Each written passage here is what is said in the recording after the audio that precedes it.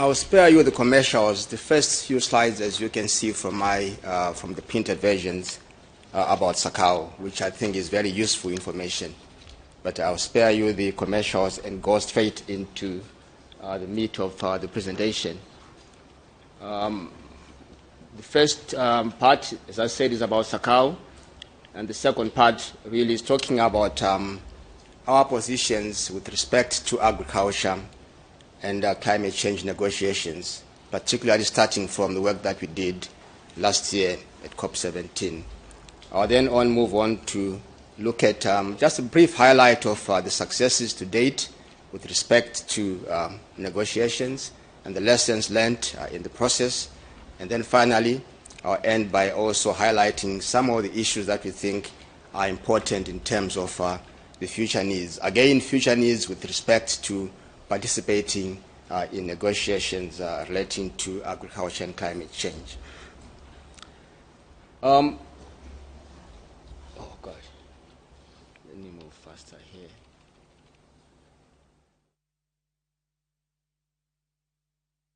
Right, let me talk briefly about the process that we went through as a regional farmers organization in coming up with position statements, specifically on the Durban COP17 negotiations.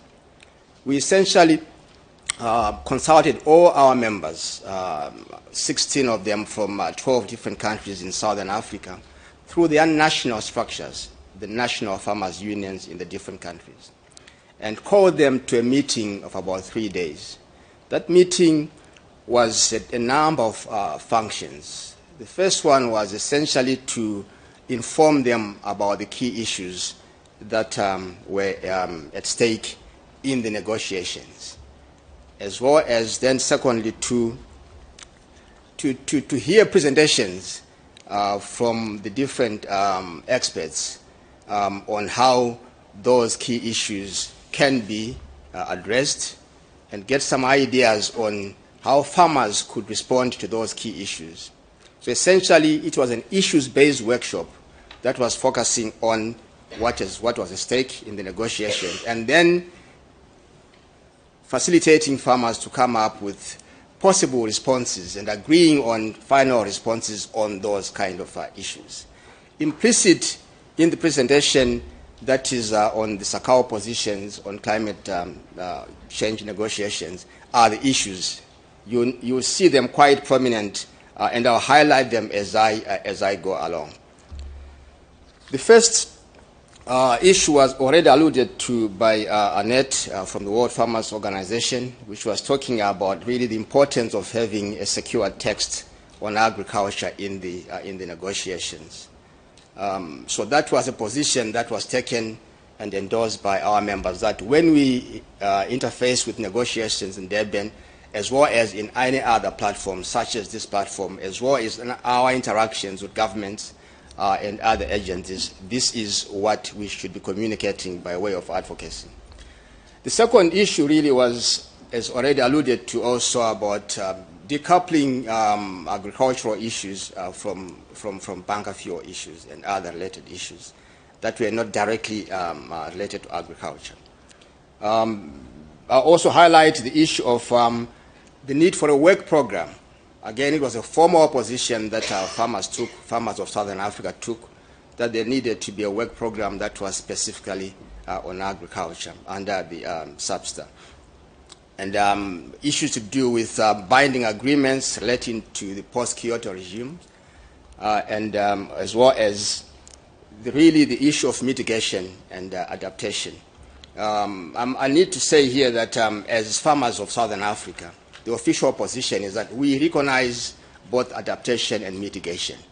There may be a different view that could come from governmental structures, from other agencies, but a formal position that was put together by the national structures in the different countries really endorses the need to look at both. We think both are important.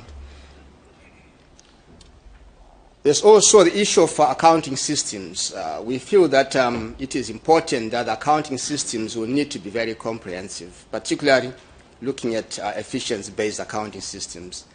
in order to be able to determine the amount of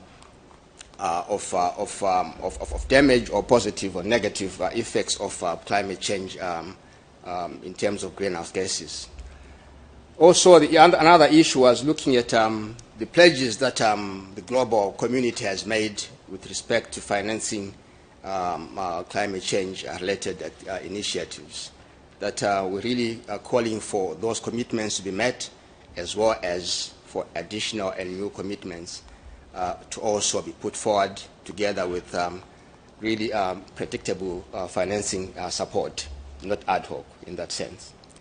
There was also the issue of that Africa and the region as well, sub-regional economic communities have their own frameworks.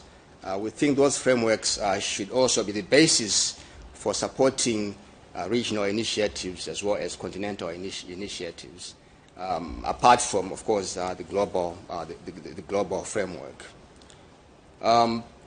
There's issues that are to do with the governance of financing mechanisms. There was a strong view that whilst there are a lot of commitments about funding climate change initiatives, it's not trickling down, as it were, enough, significantly enough to those who need it.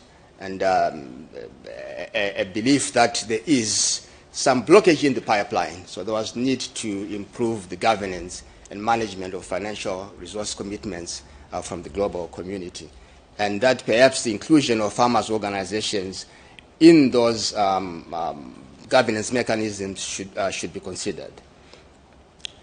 Again, ways of financing climate change adaptation that we need to explore is an area of R&D to explore other areas, financing, innovative financing mechanisms for adaptation and mitigation.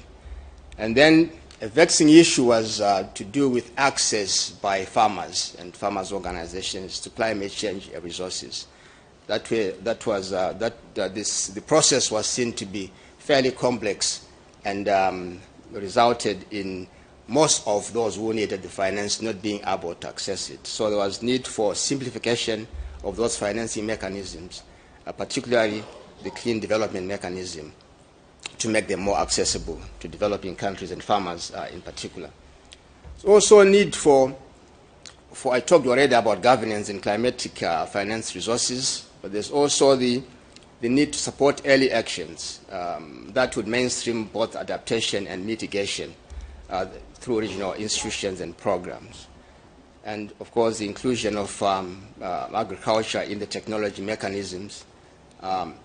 Then finally, there was an affirmation of the commitment of outcomes from the negotiations that would not aggravate the current levels of greenhouse emissions and the contribution of agriculture to food security, rural livelihoods, and sustainable development now and in the future.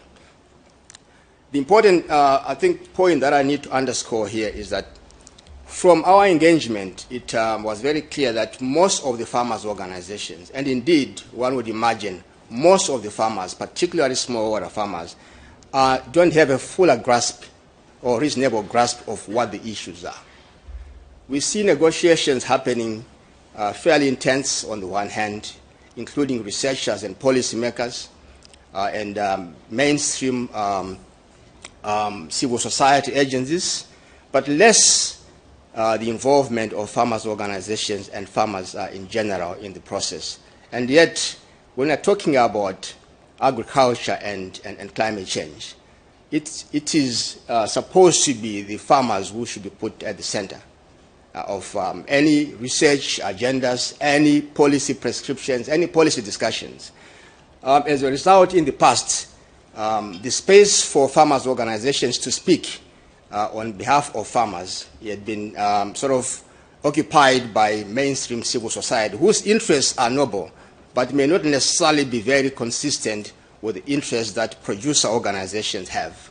And here we can see a move towards farmers' organizations beginning to occupy the policy discussion space with some successes that I'll be highlighting, I'll just begin to highlight now. As already alluded to by Annette, there is inclusion in the COP17 negotiation text. Not entirely to our satisfaction, but there has been a significant progress in that respect. And we think that in December, hopefully, that a lot of more progress, or hopefully, to be finalized in December. It could be a long shot, but I think through the pressure that farmers' organizations, together with civil society organizations, are pushing for, we are beginning to see the opening up of negotiations to the inclusion of specific texts on agriculture. And already alluded to as well is that SABSTA has already been given the mandate to consider agriculture, how agriculture can become part of the climate change agreement, with the view of adopting this, as I said, in the next COP18. We have already also, as an organization, together, I believe, with other farmers' organizations, have already made our own submissions to SABSTA for their consideration as they compile their case to be presented at COP17. And it's important, I think, that farmers' organizations begin to take proactive action without being necessarily invited, so that they can interface more effectively with negotiation processes. There is, in the last few months, particularly maybe 9-10 months, has been improved engagement by farmers' organizations in climate change-related matters at the national level as well as at the regional level. Hitherto, about this time last year, it was not that intense and not that coordinated. But we can see a move towards the coordination and intensification of climate change, of the involvement of farmers' organizations in climate-related matters. And we can also see now the increased involvement of farmers, more specifically in climate change negotiations at both national and regional level, particularly in the process of COP17 and hopefully also in the process leading towards COP18. There's also improved understanding, we believe, and sensitivity by the negotiators towards the needs and aspirations of farmers' organizations or farmers in general in terms of including agriculture in the draft agreement. What perhaps is also important to highlight here is that the negotiation, as we begin to engage more intensively, is really a very protracted affair, which is fairly costly in terms of resources to be able to be there when we are required to be there, as well as to be able to consult with your members, particularly if you are membership-based. You need to carry the mandate of your members. So the need for resources to consult and the time also it takes to get different members from different persuasions to come to an agreement to provide you with a mandate to go and negotiate and input is fairly draining. And it's a long haul, and for that it will be important to get both technical support and other support from the different from the different players. 2 minutes, okay. In terms of the future needs, let me just highlight that I think it's important that agriculture, a climate-smart agriculture, is not an end in itself. It should be seen in a wider context. Sometimes you get a sense that the way that it can be marketed becomes sort of the Bible. It should be seen in isolation, not in isolation with other broader parameters that makes agriculture viable. And that includes trade issues as well as the payment of fair price to farmers' produce and others. The other issue that perhaps I could end by saying is that we need to also take into cognizance what motivates farmers to do certain actions beyond subsistence. It requires that for climate-smart agriculture to be adopted widely, it will need to make profitable sense, to make business sense to the farmers. So sometimes we tend to think there may be a romanticization of climate-smart agriculture in that sense, which could perfect the science of doing it, but yet the application may not necessarily be that widespread. So the urge is to make climate-smart agriculture profitable, and so that it becomes sustainable and adopted by most of the farming community. Then finally, it is important that information is widely available, critical information available widely as well as timely, in order to make decisions about farming operations, climate smart or otherwise, more profitable. In today's world, it is important that information has become a key source of competitiveness, that it should be timely available. The window period of planting a crop is become so reduced, and if you don't have precise information about when to plant, you could actually risk losing 20% of your yield before you even start farming. So the provision of information becomes a critical, I think, issue. That requires the participation of both the private sector, farmers' organization, and the government sectors to work together in an joint effort to make sure that decisions that are made by farmers are more effective, both strategically as well as operationally. Thank you.